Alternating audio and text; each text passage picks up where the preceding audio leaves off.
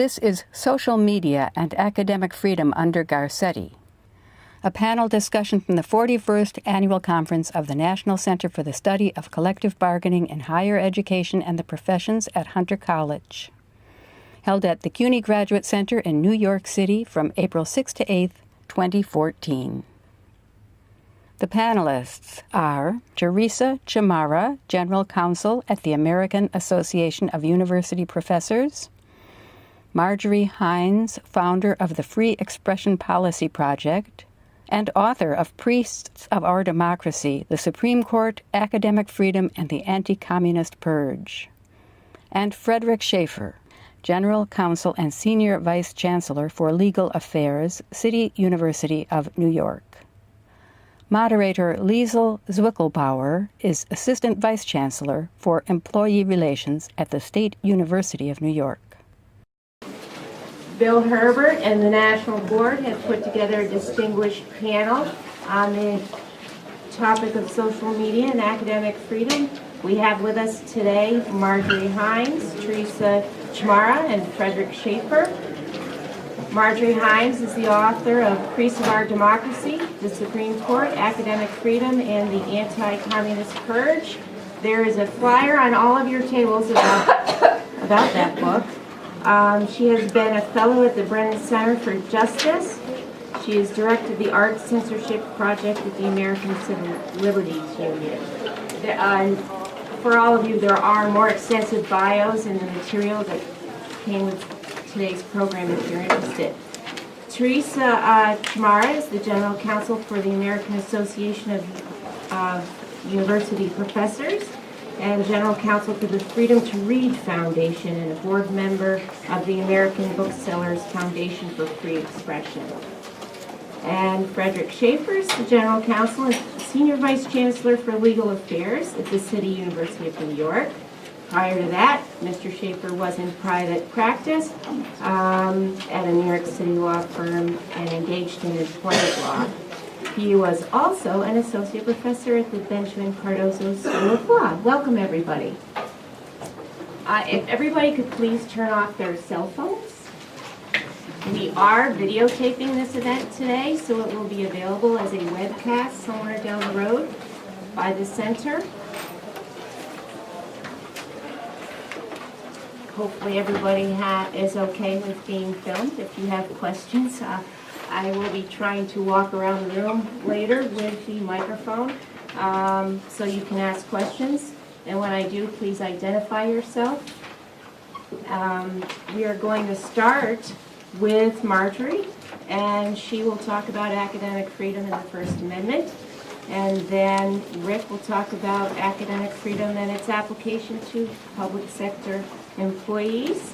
And then Teresa will actually get into Garcetti and the application of Garcetti in the academic settings. And then we will get into a little bit the social media aspect and hopefully have many questions and issues for you to present to us. Marjorie? Good. Everybody hear me? Hi, thanks for coming. It's great to be here. And as Liesl said, what I'm going to do is try to lay out some background of how academic freedom developed, both as an educational policy concept and ultimately in the late 1960s as a special, quote, special concern of the First Amendment, quoting the language of the great case of Kaishian versus Board of Regents, which is sort of the culmination of response that the Supreme Court had belatedly to the prolonged period of political repression, sometimes known as the McCarthy era, which hit teachers and professors particularly hard. So there's a lot that happened after. Kaishian was sort of the culmination of this process, a lot that has happened afterwards. I'll end my talk with just pointing out a few of the questions that are open after Kaishian, and Rick will pick up from that. And we will try to apply all this complicated legal and political situation that we're in now to social media in our discussion. And one thing we'll talk about is a policy that's in your materials at the end of, I think, the materials I prepared. Kansas board says universities can fire employees for improper tweets. So policy by the Kansas State University system, which very broad restrictions on free speech for faculty using social media. Anyway, so a lot of this, a lot of the research for the background that I'm going to give you came as a result of first my work as a First Amendment lawyer at the ACLU in the 1990s, and then research for Pre-Civil Democracy, which Lisa was nice enough to mention. I've got a couple of copies of the book if you're interested in looking at it afterwards, and there's flyers. There's more flyers out outside on the table. So let's start with the beginnings of the idea of academic freedom, and this is really late 19th, early 20th century. Professors, America is a country with mostly a long tradition of at-will employment. Professors beginning to get active, some of them in the late 19th century in support of labor union organizing. Boards of directors of universities dominated by corporate executives are not happy with that, and there's a series of rather high-profile cases in which professors are challenged, fired, retaliated against for their outside political activities.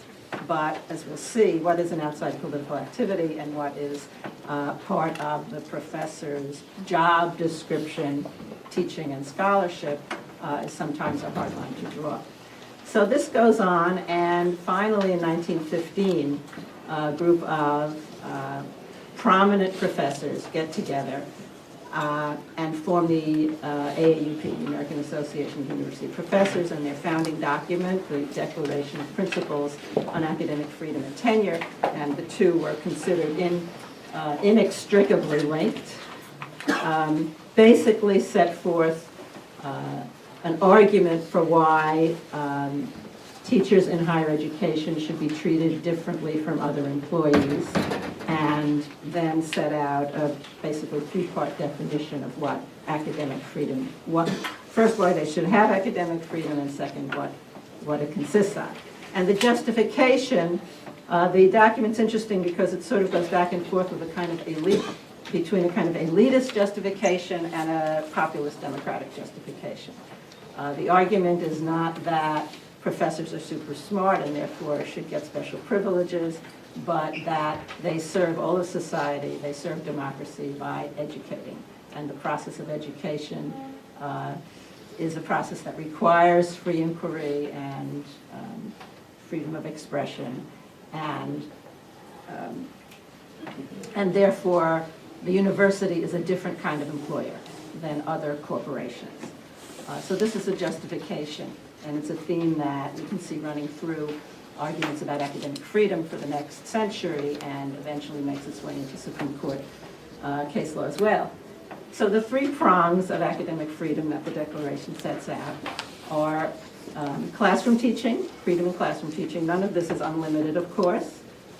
With rights come responsibilities, etc. Freedom in classroom teaching, freedom in to inquire into your scholarly area of research and publish without restraint.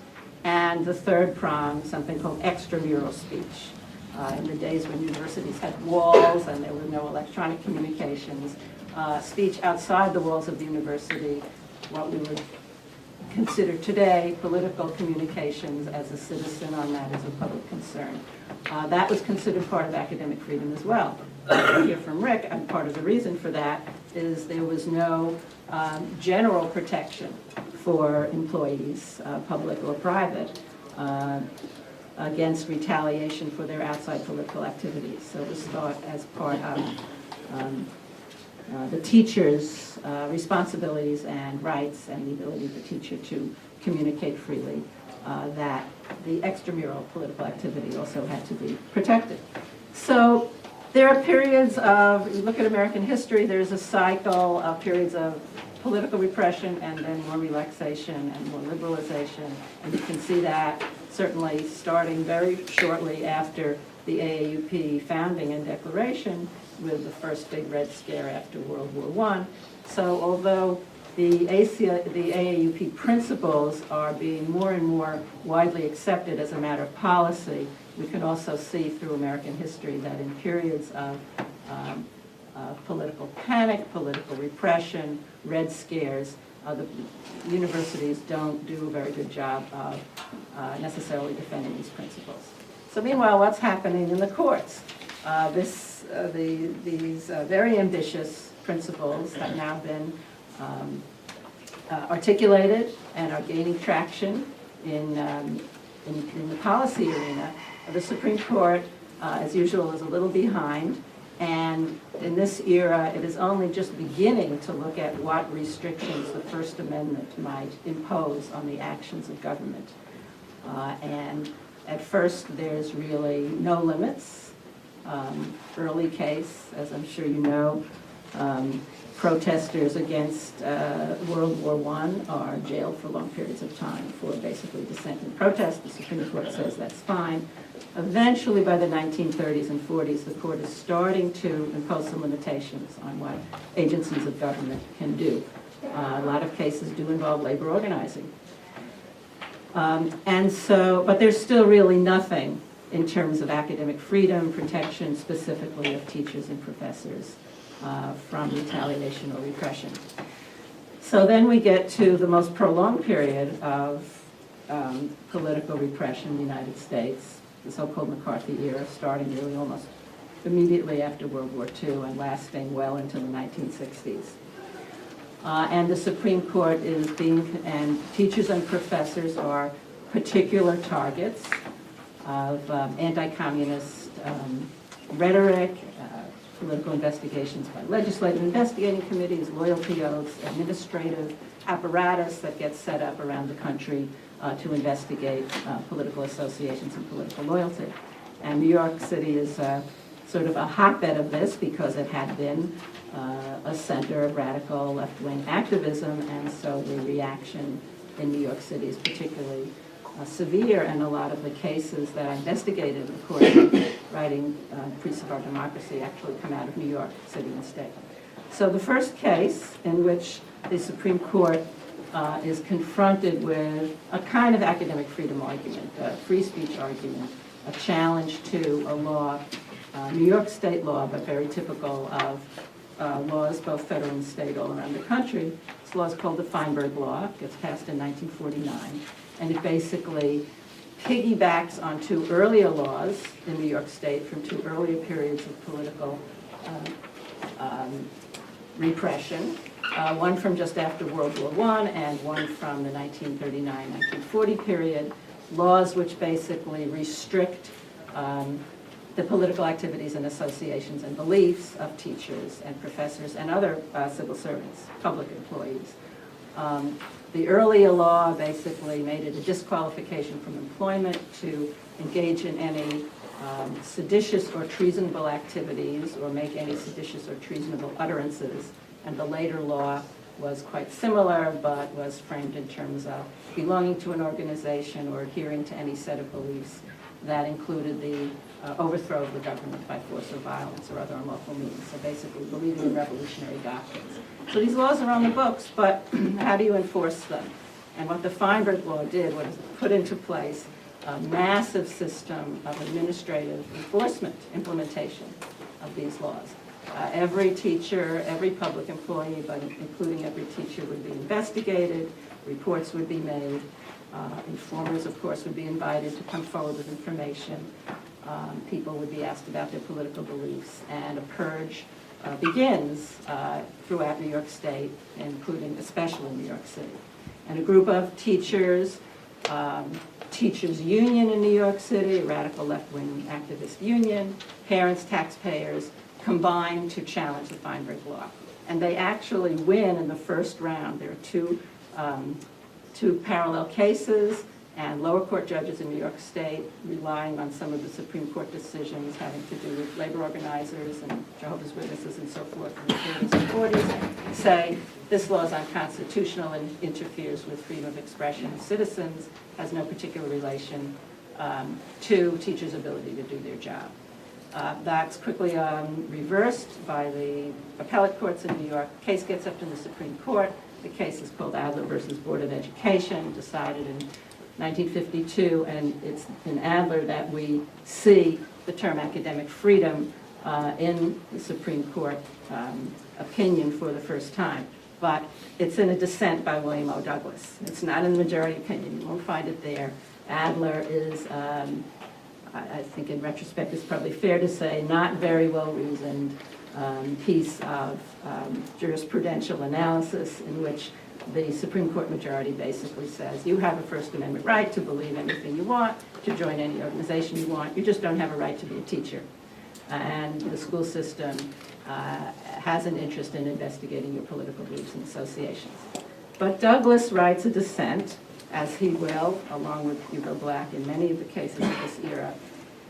And he points out some of the problems with a system of political investigations in which people are going to be spying on each other, and ears will be cocked for telltale signs of disloyalty, he says. And then he talks about academic freedom.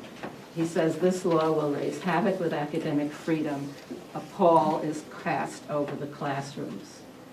And this language, this metaphor of a pall being cast over the classrooms will come back 15 years later in the Kayishian case, which I mentioned, when the Supreme Court finally, by a very narrow majority, will overrule Adler and strike down the Feinberg law. But it takes 15 crucial years, in which basically McCarthy-era type investigations, loyalty oaths, purges are going on with approval from the Supreme Court. But Douglas has articulated the alternative view under the First Amendment, and he has linked this. The Feinberg law appears on the surface to be directed at extramural activities, associations. Have you gone to the May Day parade? Have you joined the Communist Party? Have you left the Communist Party? But he makes the association between that and what goes on in the classroom. A pall is cast over the classrooms. There needs to be freedom for teachers, and the Adler was about public school teachers. It was not about professors who actually, state university employees got added to the Feinberg law a couple of years after Adler. So even at the high school and perhaps even lower level, Douglas is setting out this vision of freedom of exchange and expression and ideas in the classroom. Okay, so in this period, the Supreme Court is pretty much approving any initiative that a legislative investigating committee, an administrative agency, a lower court will take in pursuance of the anti-communist agenda. But there is a case later in 52, and this is sort of the second mention of academic freedom in the Supreme Court, and it comes in a concurrence in a case. Concurrence is by Justice Frankfurter, who, as some of you may know or remember from law school, was a great advocate of judicial restraint. He might disapprove of something, and he would say so at length in a concurring opinion, but it wasn't the job of the courts to wade into the political battlefield. The other branches of government decided that a particular program was appropriate. But Frankfurter was not entirely consistent, and when it came to academic freedom, he made a big exception. So this case later in 52 is called Wineland versus Updegraff. It comes from Oklahoma. It's a typical state loyalty oath requirement for public employees, including teachers and professors in the state system. It's not one of these sometimes considered innocuous loyalty oaths. I pledge to support the Constitution. It's what we call a negative loyalty oath or test oath. I pledge that I have no ideas that are subversive, or I don't believe in the oath of government, and I've never been in any organization that had such ideas. So the oath is challenged by a group of professors in the state system in Oklahoma, and the court finds a narrow ground to strike it down. The oath didn't include a scienter requirement, a knowledge requirement. You could have joined a subversive organization because you were drunk at a party and you left a week later after you sobered up and you never knew it had an unlawful aim to overthrow the government.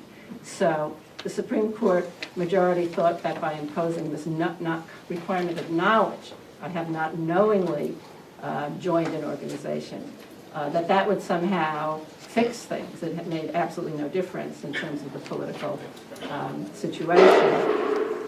But there was a narrow ground, and occasionally the court would do this. It would find some narrow ground to chip away at some loyalty program that seemed overly broad.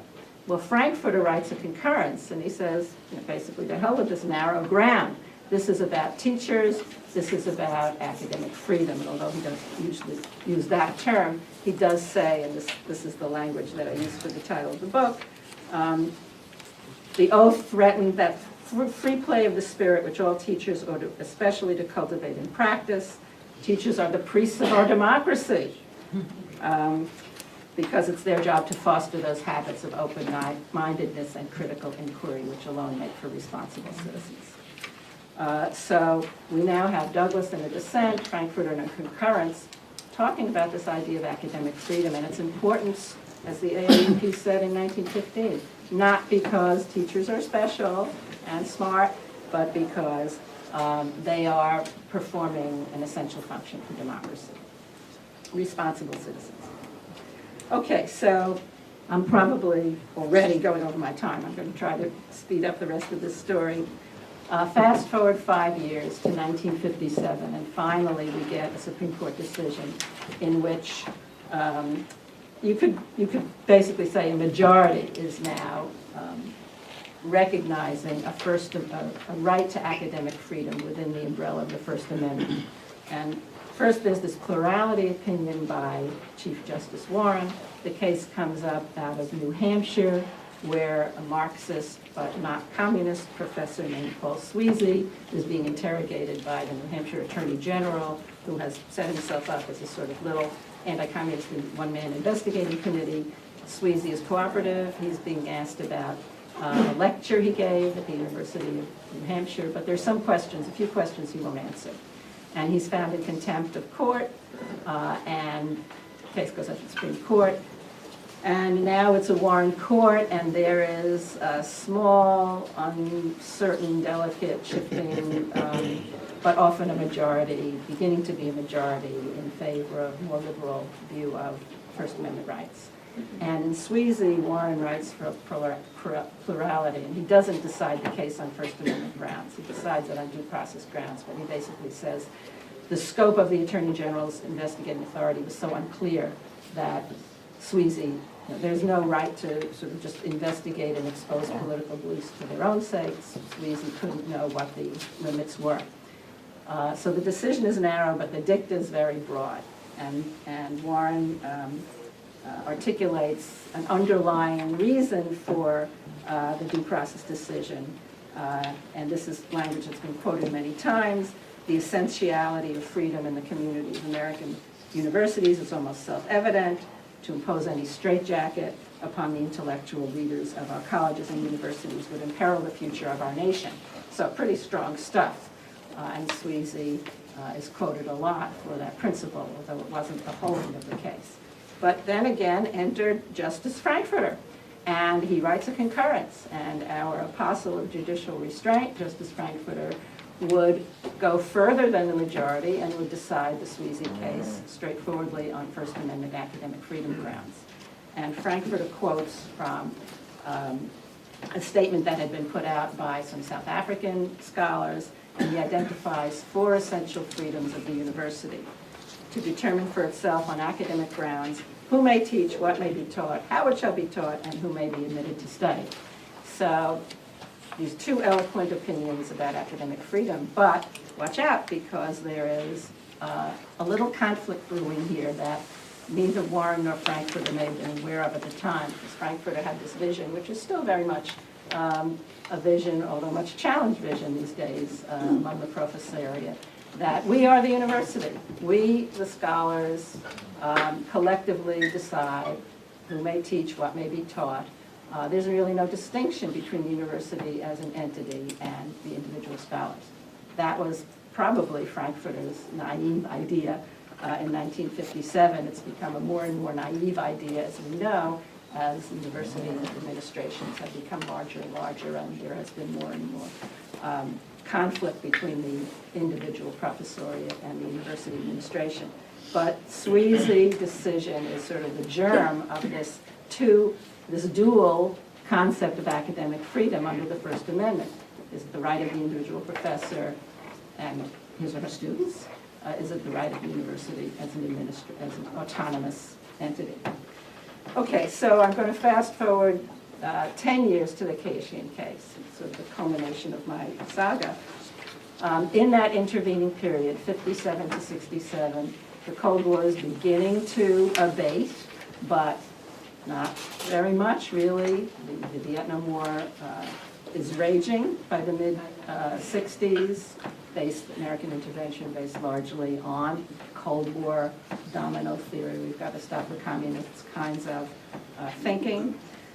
There's a couple of cases in the early 60s where teacher loyalty oaths are struck down on grounds of vagueness and overbreadth, or there's no scienter requirement, stuff like that.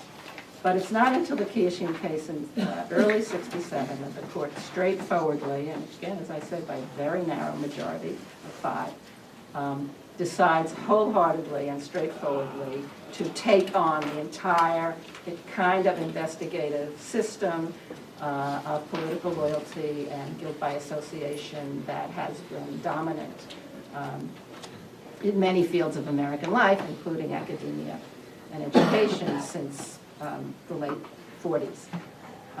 Keishian comes up out of the University of Buffalo, which had been a private university, and gets absorbed into the state SUNY system in the early 60s, and the Feinberg Law suddenly applies to all staff, including professors at the University of Buffalo. What the SUNY trustees have done in order to manage this huge task of investigating the politics of every employee is to create a loyalty oath, essentially. It's called the Feinberg Certificate. And instead of having your department chairman do an investigation of the political associations of every professor, everybody simply has to sign the Feinberg Certificate, in which you swear you were never a member of the Communist Party, you don't believe in revolutionary doctrines, and if you were ever a member, you have informed the president of the university.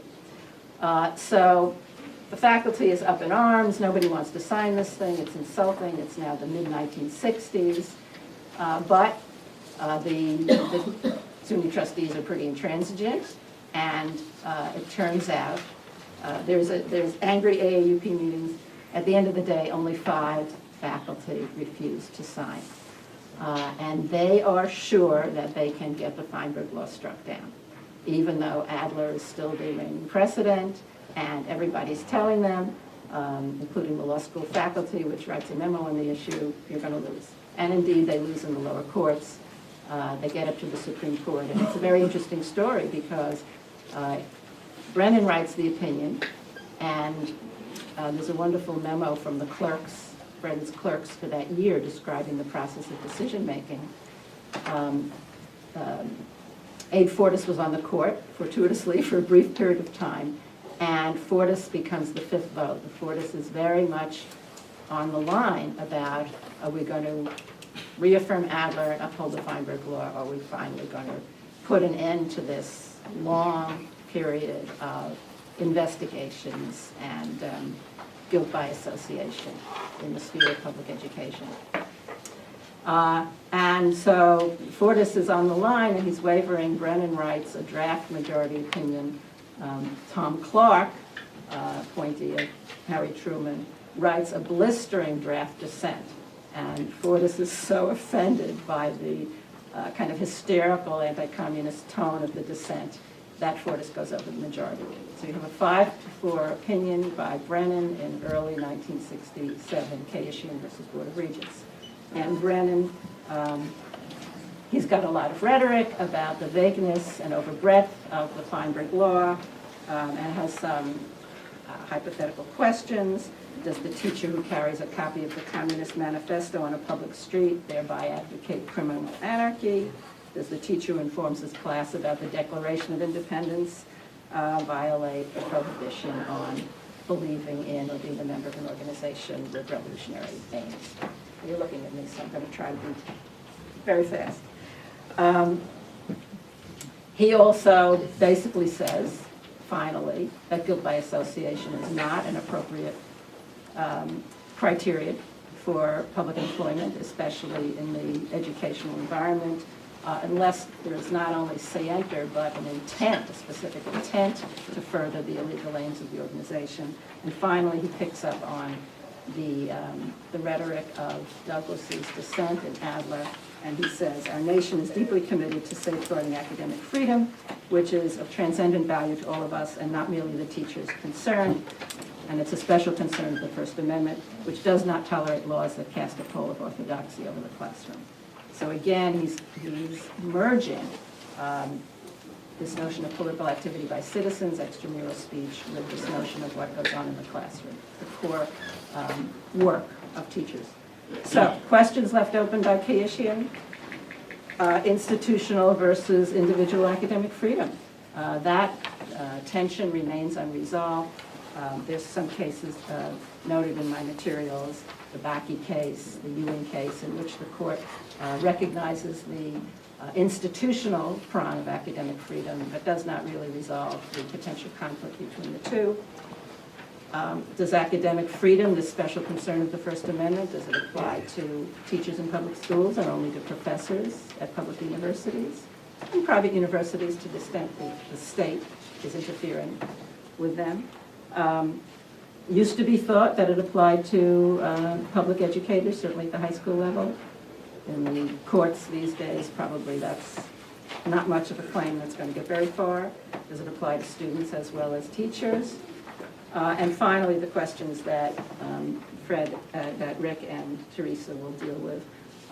How does this development of academic freedom under the First Amendment relate to the more general protection, shrinking perhaps, protection of public employees generally in terms of their free speech? And finally, what does Garcetti mean for the future? Is there anything left of the Kayishian ruling after Garcetti? So I'm going to stop and apologize for going on too long, and Rick, please take over. Thank you. So, as the principles of academic freedom developed over the half century, beginning with the 1915 AAUP Declaration, they changed from professional standards to legal principles recognized by the courts, but recognized in a somewhat uncertain and ill-defined way. That transformation was in part the result of the fact that the 1915 Declaration was largely in response to actions by university trustees and administrators, whereas the threats to academic freedom in the 1950s and 60s came from the government. The courts therefore began to incorporate aspects of academic freedom into the constitutional protection that they were used to applying against government oppression, especially the First Amendment's guarantee of freedom of speech. It is noteworthy that the AAUP was slow to involve itself in that litigation or to adopt the view that academic freedom was protected by the First Amendment, and there are good reasons for that. There's not an altogether comfortable fit between the purposes and principles of academic freedom and those of free speech generally, a point which, if we have time later, I'll come back to. Furthermore, the First Amendment limits the power only of government. Thus, private colleges and universities are not restrained by its terms, and their faculty members are not protected unless the interference comes from the government itself. The incorporation of academic freedom into constitutional doctrine is a mixed blessing for an additional reason. The authors of the Declaration thought of faculty as members of a learned profession, subject to its own traditions of peer review, academic discipline, and service to the community. However, faculty members at public universities are also public employees, and therefore risk being governed by First Amendment jurisprudence applicable to such employees, which even during the most liberal period of the Warren Court provided less protection to free speech by faculty than to citizens generally. Of course, for most of our history, public employees enjoyed no protection at all against retaliation for the exercise of their constitutional rights. whether the privilege against self-incrimination, the right to due process, or the right to free speech. The reigning doctrine was that public employment was a privilege, not a right, and that public employees could be discharged for any reason, including the exercise of constitutional rights. The Supreme Court began providing protection to public employees exercising their constitutional right in the 1950s and 60s in some of the cases that you just heard about from Marjorie. The watershed case defining the First Amendment rights of public employees was a case called Pickering versus the Board of Education, decided by the Supreme Court in 1968, just after Kenosha. In that case, a public school teacher was dismissed from his position for sending a letter to a local newspaper in connection with a recently proposed tax increase that was critical of the way in which the school board and the district superintendent of schools had handled past proposals to raise new revenues for the schools. The school board dismissed Pickering after a hearing in which it found that his letter to this local newspaper was detrimental to the efficient operation and administration of the schools of the district.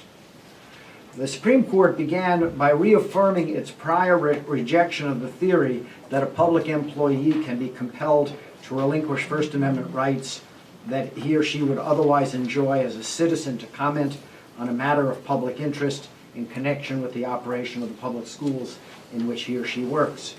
However, the court continued, at the same time, it cannot be gainsaid that the state has interests as an employer in regulating the speech of its employees that differ significantly from those it possesses in connection with the regulation of speech of the citizenry in general. The problem in any case is to arrive at a balance between the interests of the teacher as a citizen in commenting on matters of public concern and the interest of the state as an employer in promoting efficiency of the public services it performs through its employees. So that's the balancing test that the Warren Court established in Pickering, and as you can see, it balances First Amendment rights of public employees in a way that would not be constitutionally applicable to citizens generally.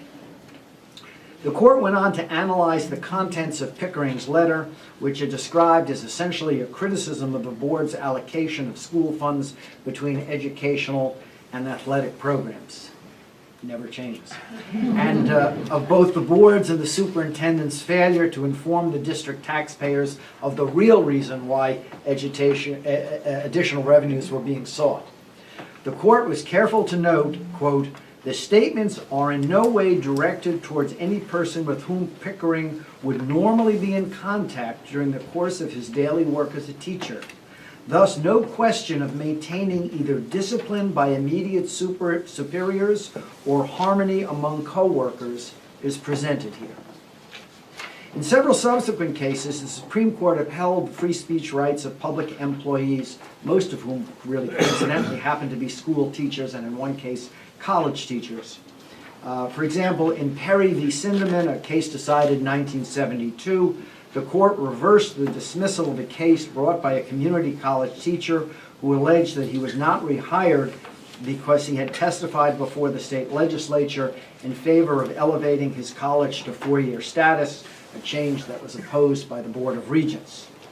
By the way, that court held that it was irrelevant in that case to First Amendment claims that the teacher did not have tenure and that his contract had expired. In another case in 1979 called Givhan versus Western Line Consolidated School District, the court held in favor of a school teacher who was allegedly fired because she complained to her principal about actions that she viewed as intended to sustain the continuing segregation of the school. The court held that in that case that it did not matter that her speech was made in the context of a private communication rather than a public statement. The pendulum began to swim back the other way in a case called Connick versus Myers, decided by the Supreme Court in 1983. Myers was an assistant district attorney in an office headed by District Attorney Connick. When Connick proposed to transfer Myers to a different division, she strongly objected, expressing her views to several of her supervisors, including Connick. Myers then did what must have clearly been designed to get her fired, I'm afraid. She then prepared a questionnaire that she distributed to others in the office, questioning the office's transfer policy, office morale, the need for a grievance committee, the level of confidence in supervisors, and whether employees felt pressured to work in political campaigns. Connick then told Myers that she was being terminated for refusal to accept the transfer and that her distribution of the questionnaire was an act of insubordination. The Supreme Court, in a 5-4 decision, reversed the lower courts and upheld Ms. Myers' termination. The court applied the balancing test set forth in Pickering. However, it held that except for the question in the questionnaire regarding pressure on employees to work in political campaigns, the questions posed, like her objections to the transfer, did not involve speech as a citizen on a matter of public concern, but rather only as an employee upon matters of personal interest. The court defined a matter of public concern, in really a definition that's kind of circular and it's not very helpful, as one, quote, fairly considered relating to any matter of political, social, or other concern to the community. That definition, according to the court, and that sort of supports Sam Estreicher's comment earlier that legal standards are often window dressing.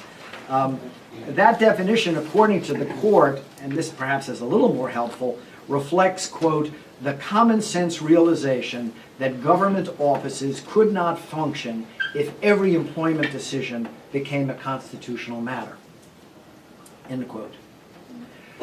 The court further held that the limited First Amendment interest involved, remember the court did say that the question in the questionnaire about feeling pressured to participate in political campaigns, that was a matter of public concern, and that's why the court referred to it as a limited First Amendment interest. The court further held that the limited First Amendment interest involved did not require Connick to tolerate action that he reasonably believed would disrupt the office, undermine his authority, and destroy the close working relationship within the office. And that conclusion, remember, is in the context of a district attorney's office, a public prosecutor's office, a point I'll return to in a minute. The holding in Connick, and in particular its view of what constitutes a matter of public concern, has led many lower courts to reject First Amendment claims by public employees. In the context of university, that has been the result most particularly with respect to faculty speech relating to internal university matters. Examples of such speech that have been held not to be constitutionally protected, that is, not to involve speech on a matter of public concern, include the following: statements in connection with counseling students and student activities, a librarian's recommendation of a book for freshman orientation, a faculty member's complaints to union representatives and a grievance officer, this is all one, accusations that another professor interfered in committee matters, and other complaints about internal matters to higher-ups within the department, the college, and the university. Footnote, that actually was a CUNY case. And a faculty member's request for and distribution of salary information. All of those things were held to be matters purely of private interest. By contrast, some courts have found some of the speech of faculty that's on the borderline between what's clearly public and what might be considered private in two areas. One was a professor's comments on administrative decisions regarding allocation of the university's resources, and another was a professor's comments on the alleged lowering of academic standards. Those were held to be matters of public concern and therefore subject to First Amendment protection. So let's take stock at where the law stood with regard to free speech rights of public employees before we get to Garcetti. First, the Supreme Court has established a firm but hardly clear distinction between speech as a citizen on matter of public concern and speech as an employee on a matter of personal interest. Only the former merits constitutional protection. It is noteworthy that none of these cases dealt with the first two aspects of academic freedom to which Marjorie adverted early on, namely teaching and scholarship. Rather, to the extent that these cases involved teachers at all, they dealt with their right to speak as citizens, the third prong of academic freedom. There's almost no case law pre-Garcetti considering whether the content of classroom instruction or scholarship is subject to the same standard.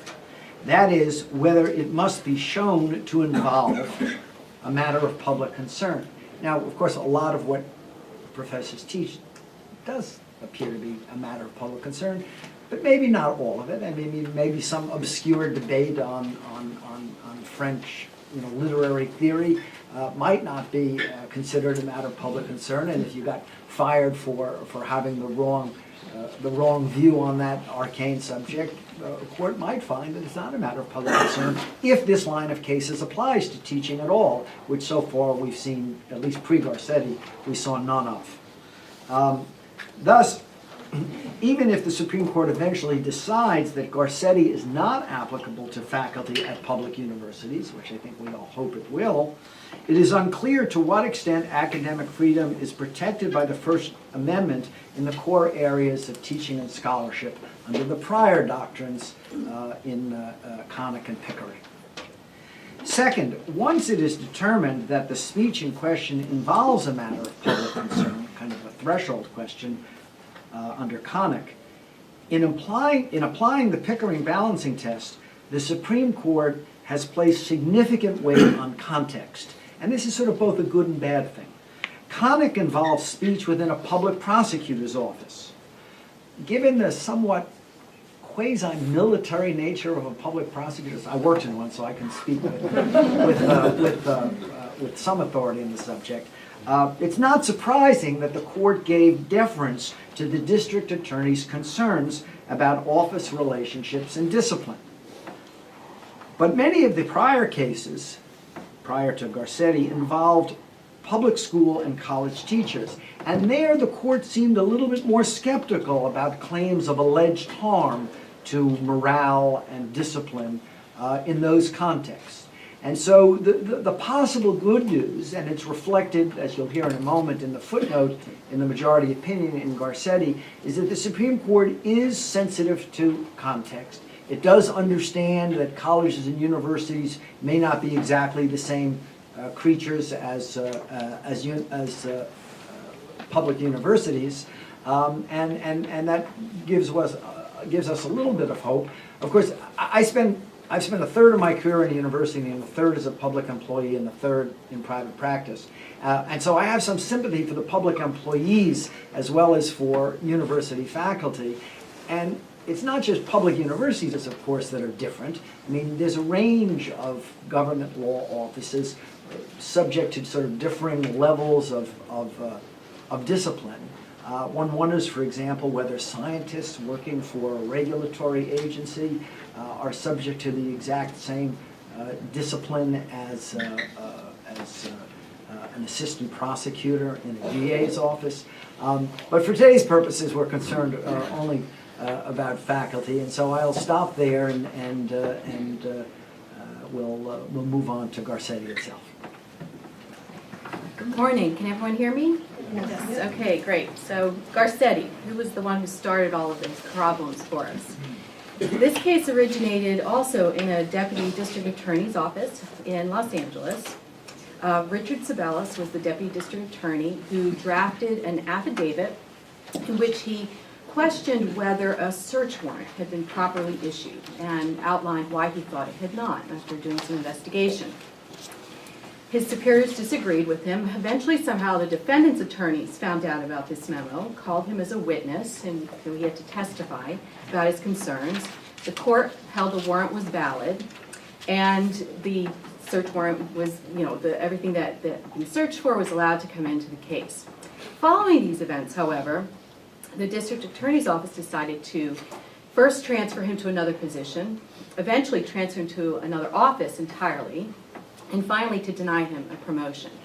And so he sued, alleging that these actions were all retaliation for his First Amendment right of speech in writing this memorandum and raising issues of which he had concern. It went all the way to the Supreme Court, and the Supreme Court rejected the constitutional claim, saying for the first time that if this speech in question was a part of the official duties of the public employee, then there could be no First Amendment protection. So this added a new element to the test, to that threshold question of whether there is First Amendment protection for speech. The main concern for the court seemed to be that it didn't want to place public employees in a substantially better position than their private counterparts for the same conduct. At least that was the reason the majority gave. So before I go into the whole issue of how does this apply in the higher education context, I did want to emphasize that certainly Garcetti was not overruling the previous precedents that have been discussed here by Rick and Marjorie. When, if it's speech as a citizen, as a private citizen, Garcetti was not overruling Pickering, the case in which the public school teacher, as a citizen, wrote a letter to the editor. I don't believe it would overrule a different case where there was speech at an employment situation such as Rankin, where there was a clerk in a constable's office who spoke privately with another employee, sort of talking about her own political views. It had nothing to do with her role in that office. And the court said there that she was speaking as a private citizen and she cannot be fired for a personal conversation that she has with a co-worker. So none of that was overruled. But what happens with Garcetti and its application to the higher ed and to university and college settings? Justice Souter, in his dissent in that case, raised the issue that the Garcetti rule, looking at part of the official duties, was of such a wide scope that he worried that even the, quote, teaching of a public university professor, end quote, could be held to be part of their official duties. And so now you're teaching in the classroom. Does that mean that what you're teaching about in your class could form the basis for you to be fired and you have no First Amendment protection for that? The majority felt it had to respond to that and responded, dismissing it in a short statement, saying that the court had not decided yet whether the Garcetti rule would apply in the same manner to a case involving, quote, speech related to scholarship and teaching, end quote. So the court clearly recognized that there was a different circumstance, different issues that applied in the higher ed setting. But the Supreme Court is notorious, as are all courts, in ever reaching an issue when it doesn't have fact patterns. So it's not a surprise that this issue is left open then for the lower courts to struggle with before it goes back up to the Supreme Court. So what you have now are two tests, essentially. Before I talk about how Garcetti has been applied in the courts, if the court, as a threshold matter, holds that it is part of the official duties, that's the first question, then there will be no protection. If it's not part of the official duties, then I believe it goes back to the Pickering test, or the balancing test. The other thing that the Garcetti court addressed is what does official duties mean? Because you can see where that could create a problem. And the one thing that the court did sort of forecast and was aware of becoming a problem is who defines what the official duties are. So if you have a description in some sort of a manual, employee manual, that describes the official duties, it could be described very broadly rather than to be tied to what the employee is actually doing. And the Supreme Court in Garcetti made it very clear that the written official duties is not what lower courts should be looking to when they're deciding as a threshold matter whether this is protected speech or not. And the court described it as a practical test, a case-by-case inquiry that has to be applied based on what the employee actually does, not on what some written job description might say are the official duties. That was good news. So what have the courts done in terms of applying Garcetti? It will come as no surprise to you that I don't think Garcetti should apply in the higher education setting. So as I discuss what the courts have done, I've decided to give you, the cases where they have applied it and where they haven't, and I'll start with the bad news first. In one case, which actually Rick alluded to, there was a case that came out of Ohio State University, and a instructor who was part of the head of reference, was also head of library instruction, was on a committee with other faculty members and administration members that were selecting a book that all the freshmen would review or read as part of their orientation. He suggested several titles, one of which included The Marketing of Evil, which many of the other faculty members protested and didn't want to be included as part of it. It became a very controversial issue. It caused a heated debate among the committee members and beyond that. Because of the controversy, eventually the head of reference and library instruction, who had made the suggestion, left the university and sued the university on a charge of constructive discharge, feeling that he couldn't stay based on what had ensued after he made his suggestions. The Sixth Circuit rejected his argument, holding that since his selection of the book, which led to the controversy, which may have led to his discharge, was part of his official duties, something that he was asked to do, and because of the role that he had at the university, that Garcetti would apply. Even more problematic, I think, that case, that was problematic, but also the court applied a previous Sixth Circuit opinion that it had, that saying that the teachers can be held responsible and don't have control over curriculum. But the case that they applied was something that was for elementary and lower school cases. So it really should not have applied in the higher ed context. But that was a very problematic decision there. The Seventh Circuit as well has decided or come out in favor of applying Garcetti in the context of higher ed. In this case, they considered the allegations of a tenured professor at University of Wisconsin-Milwaukee who was in the College of Engineering and Applied Sciences. He had argued that his pay was reduced and a grant that he had from the National Science Foundation had been terminated in retaliation for his complaining to a university administrator that some of the dean's conditions had violated the grant terms. And when he did that, the grant was taken away, he alleged, and his pay was reduced. The Seventh Circuit wouldn't consider the case, concluding that the administration of grants was part of a tenured professor's official duties, and dismissed the First Amendment retaliation claim. In a lower court that's in the 11th Circuit, similarly, a court considered whether a tenure-track assistant professor of English at the University of South Alabama had raised a claim that would be protected by the First Amendment.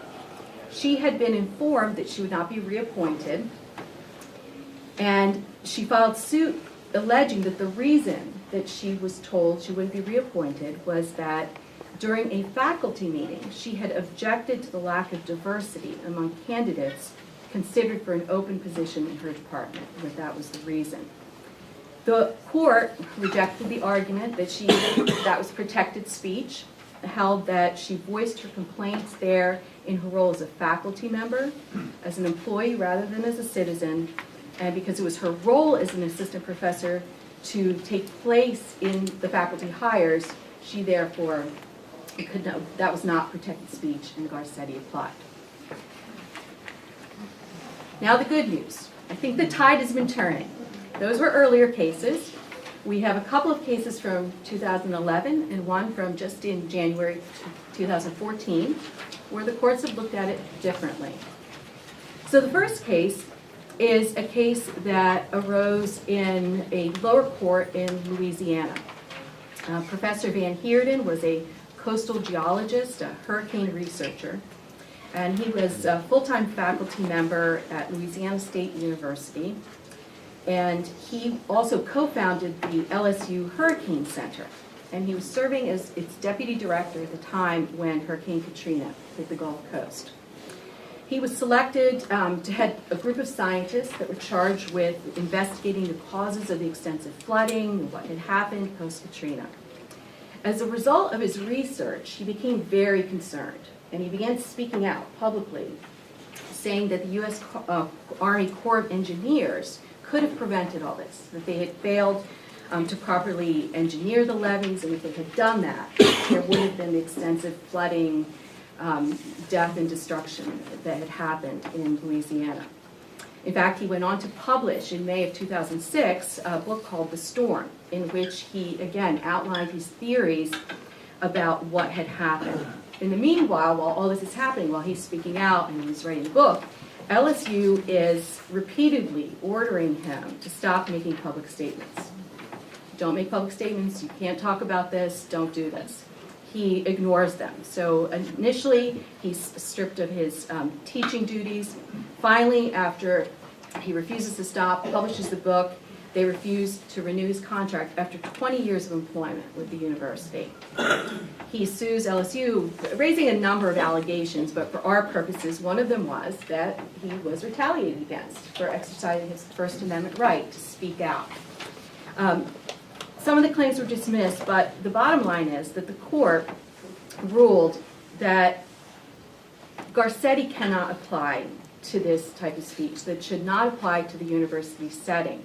And there was some very important and strong language talking about the fact that academics, by the very nature of their employment, will sometimes be engaged in unpopular speech. But if universities want research to continue, they have to be cognizant of the importance of allowing that type of speech.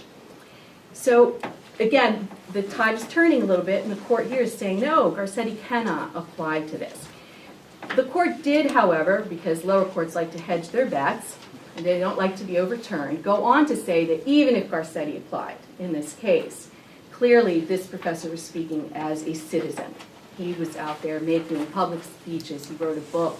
He wasn't speaking as part of his official duties. So the court, in that sense, even if we were to apply the Garcetti test, said this would be protected speech.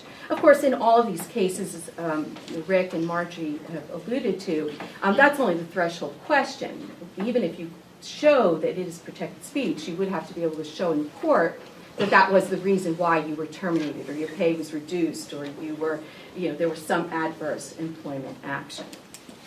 So we have a couple of other cases where the courts have also said that Garcetti should not apply. One is in the Fourth Circuit. So we now have not just the lower courts taking a different position, but now we're going to have conflicts in the circuits. The Fourth Circuit, in the Adams case, considered the situation of a tenured assistant professor who applied for a promotion to full professor.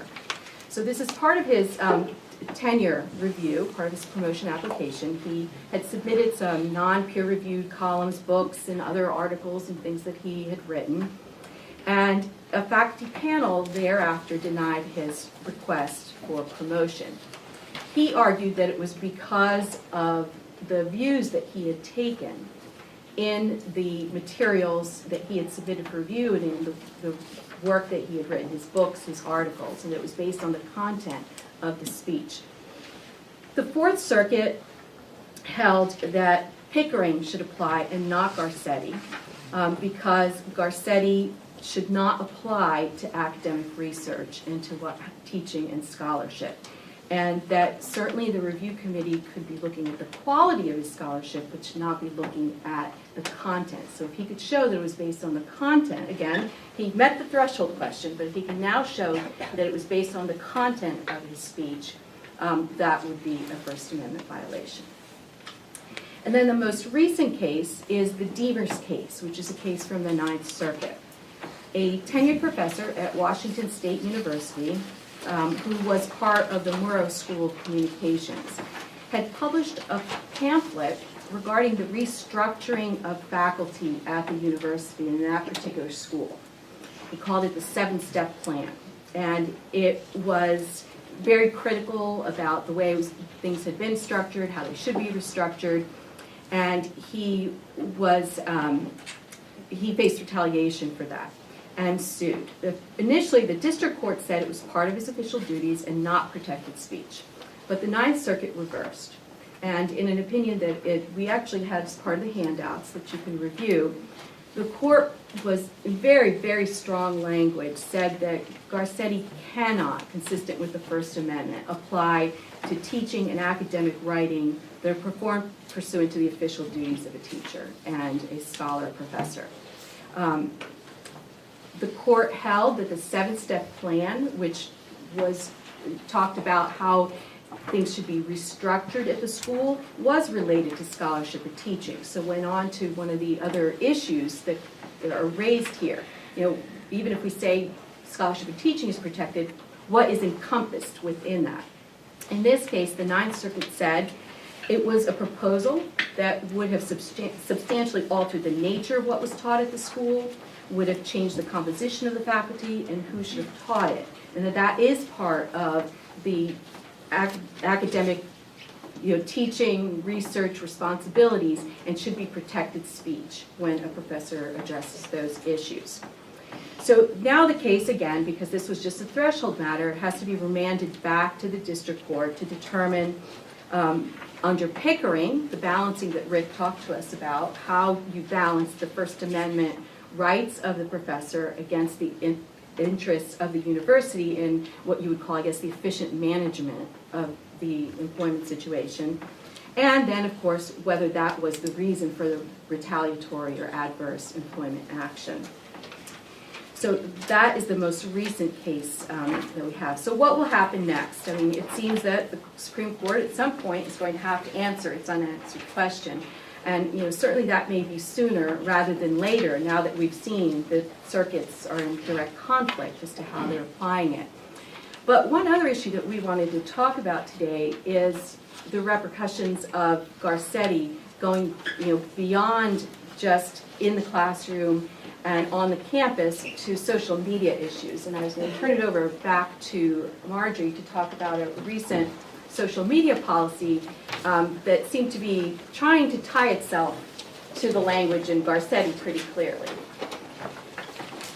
Okay, thanks, and we should open it up too. But let me first open it to the panelists and then for your comments as well. This is in the materials.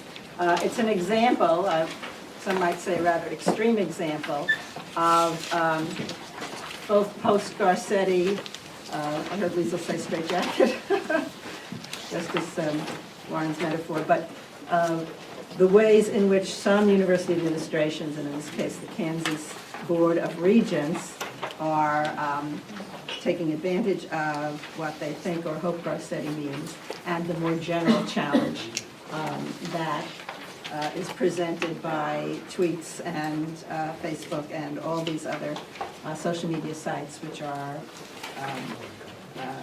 communications in which are distributed to a worldwide audience as opposed to just the faculty promotions committee. So the Kansas policy is a good opening for debating and discussing some of these issues. And basically what it says is, as a disciplinary matter, a professor can be suspended, dismissed, or terminated if he or she makes improper use of social media. And what does that mean? It means communications made pursuant to an employee's official duties and contrary to the best interests of the university. So putting aside whether this is going to be consistent with First Amendment, there's a little vagueness problem here. What's contrary to the best interests of the universities? That can be somewhat subjective. And then there's some examples, including any communication that impairs discipline by superiors or harmony among co-workers. Maybe a little reference back to Pickering. So why don't I start by asking Rick, what do you think of this? The AAUP and lots of other groups have filed, have submitted objections to this. My understanding is it's being reviewed by the Kansas Board of Regents. What do you think? I'm not the best person to comment this. I've never tweeted in my life, so I really should pass on this question, other than if you take out the technology involved and just view it under other forms of communication, it seems to be pretty clear that it's a violation of both academic freedom and the First Amendment, unless you think Garcetti should be applied to public universities. By the way, a point about the balancing test, which comes up again and again, even in the post-Garcetti cases, I said before that context really matters, and the balance is supposed to be between the rights of the employee to comment and the efficient administration of the agency. It seems to me one could argue that the efficient administration of the university is an oxymoron, and that there's nothing to balance on the other side. Or putting it in a more positive way, universities are created to encourage debate and disagreement, and therefore, if you get past the Garcetti obstacle, it should be very easy to win on an appropriately applied balancing test.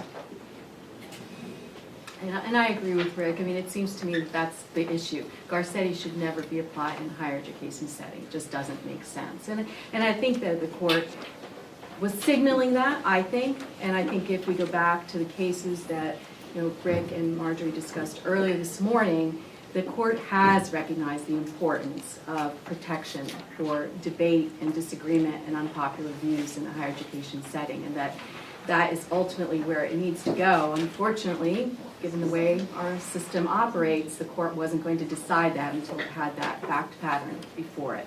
And so we wait, and then hopefully we get the result that should be.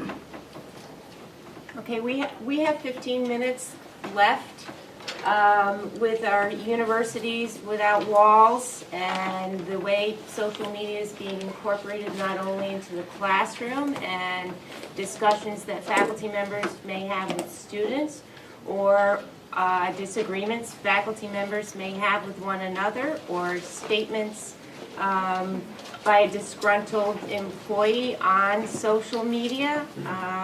The question is whether it's public statement or a private statement. Can you have a private conversation on social media? Does anybody have any questions or scenarios that they would like to pose to the panel in dealing with this issue and social media? Yes, sir. Could you please stand up and identify yourself? My name is Dwayne Schaefer. I'm a counselor at Long Beach City College, and I'm also the Community College Association Secretary, which is a state organization in California. My question is, I know we're talking cases and law and legal language and what have you, but I didn't hear anyone say, or maybe this doesn't exist, that if one's contract covers academic freedom, I guess you gotta get pretty explicit, does that override these case laws that has come into play? Yes, I definitely, and that's what needs to be done in the meantime until the courts resolve it. Is that Garcetti, opened up this question. Some of the courts haven't dealt with it the way we believe they should under the jurisprudence. But in the meantime, certainly, as awareness, professors become aware of the situation and how the courts haven't been going that way. You can certainly have that as part of a contract and part of the faculty handbook. And have an agreement that the university will treat it as protected speech, would be my view.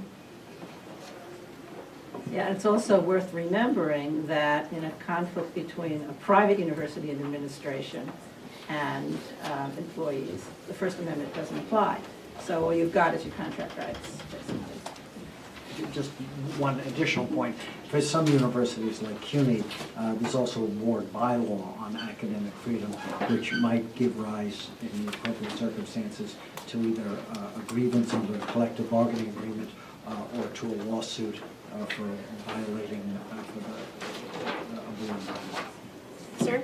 In the public setting, I don't know if this is true elsewhere, but in New Jersey at least, academic freedom has actually been found by the courts to be a prohibited subject of bargaining. So you can't use that. Now, I think your suggestion, obviously colleges and universities can still grant academic freedom within their governance policies, and it can be under certain circumstances enforceable. My other question that's a little narrow, that I guess was a comment, but my question is dealing with freedom of speech in the governance context when you're talking about terms and conditions of employment.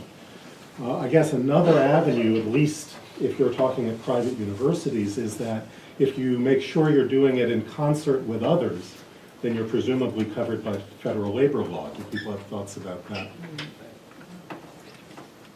Well, I have a thought about the first part of your statement, which is important because it reminds us that there are also 50 state constitutions.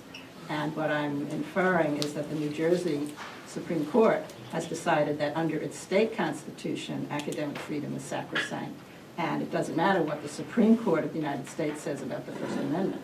So there may indeed be additional, no, I'm wrong? Is it exactly the opposite? That's not my understanding. It's that they think the political process is sacrosanct and that they don't want to leave issues to collective bargaining where they think it should be determined by boards of trustees that they claim are more answerable to the polity.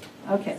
There was once upon a time, a New Jersey Supreme Court that was interpreting its state constitution in a more liberal manner than the First Amendment had been interpreted by the U.S. Supreme Court, both with respect to the substantive right and with respect to whether it applied to private universities such as Princeton, in the case I'm thinking of. So there may be additional rights under state constitutions.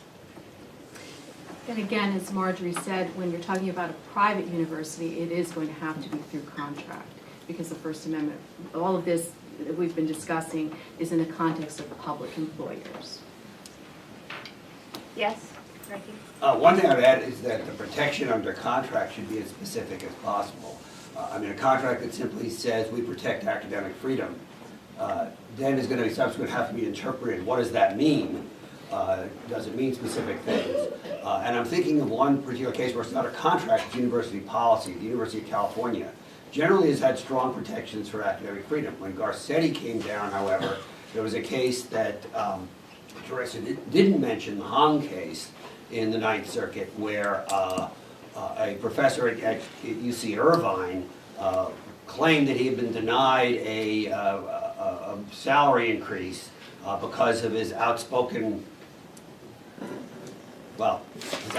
nature, I guess. He was kind of a pain in the neck, I think. Well, that's the way laws are often made, but especially First Amendment law. But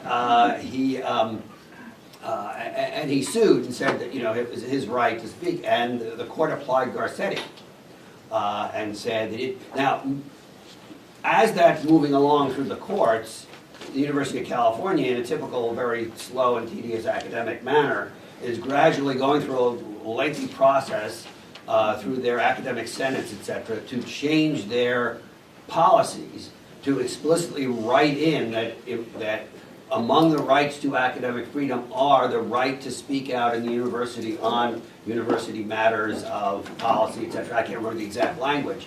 And only last year was that finally approved by the Academic Senate and then endorsed by the Board of Trustees of the University of California. So that's now part of their, I guess it's the faculty handbook because they're not union, but it has the strength of a contract for them. What that has meant specifically to the Hung case, I frankly don't know. I don't even know if that litigation is still moving on or whether it was settled or what happened. And Hank reminds me, I should say that what I gave you was a sampling of cases. There are many, many cases that have raised this Garcetti issue, but I wanted to give you a flavor of how the courts have been dealing with it. I deal with a lot of disciplinary matters, and in particular, social media has come into that quite a bit lately. How would any of you feel about a posting of a photo, no written words? Is that photograph still worth a 1,000 words? Sure, if it's communicating something, it's meant to communicate something, I would say it's protected by the First Amendment. Okay, so then you get into more narrow issues. Maybe is the post by someone who identifies themselves as a university employee, let's say it is, and the post is of something that happened at work.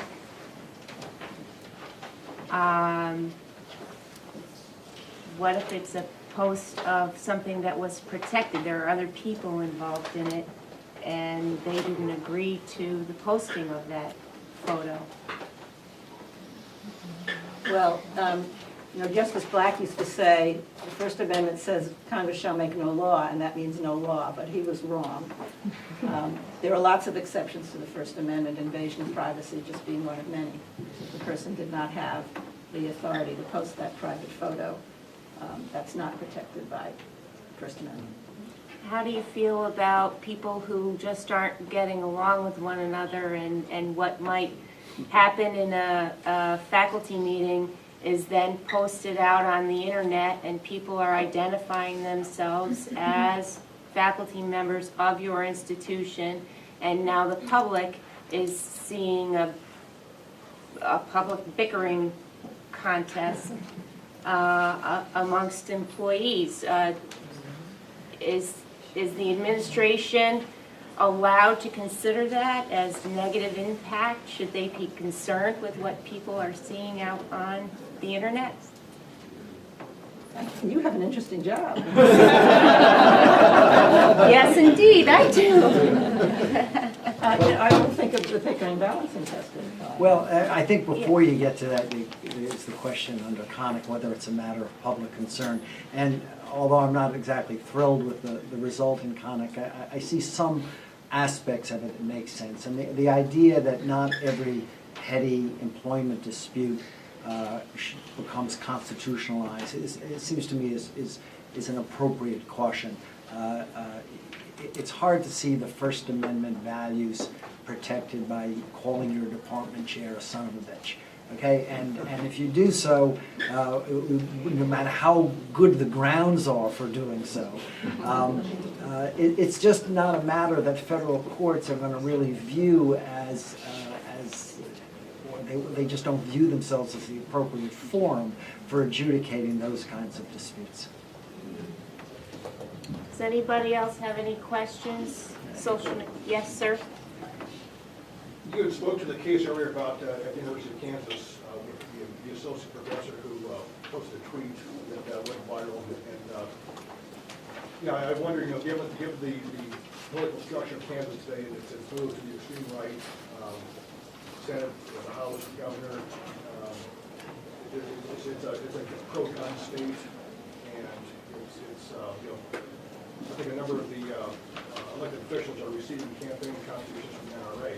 And this tweet had not been directed towards that side of it. Do you think it would have still had the same reaction, nationwide? It did.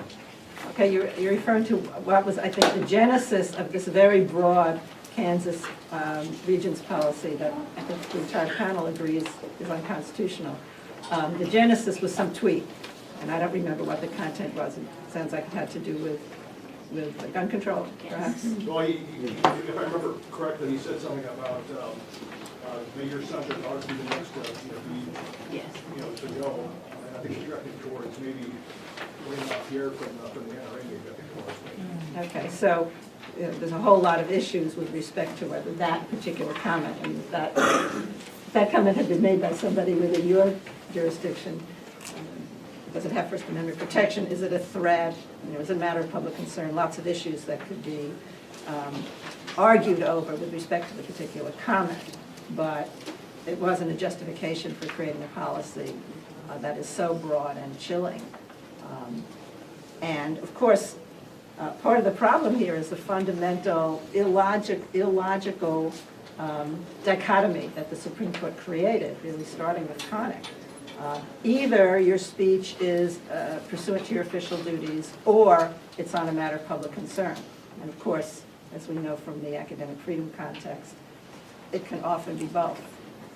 So that's how the Supreme Court will paint itself out of the corner it's painted itself into with that false dichotomy. Stay tuned. Social Media and Academic Freedom under Garcetti was moderated by Liesl Zwickelbauer, Assistant Vice Chancellor for Employee Relations at the State University of New York, with Teresa Chamara, General Counsel, American Association of University Professors, Marjorie Hines, founder of the Free Expression Policy Project and author of Priests of Our Democracy, the Supreme Court, Academic Freedom, and the Anti-Communist Purge. And Frederick Schaefer, General Counsel and Senior Vice Chancellor for Legal Affairs at the City University of New York.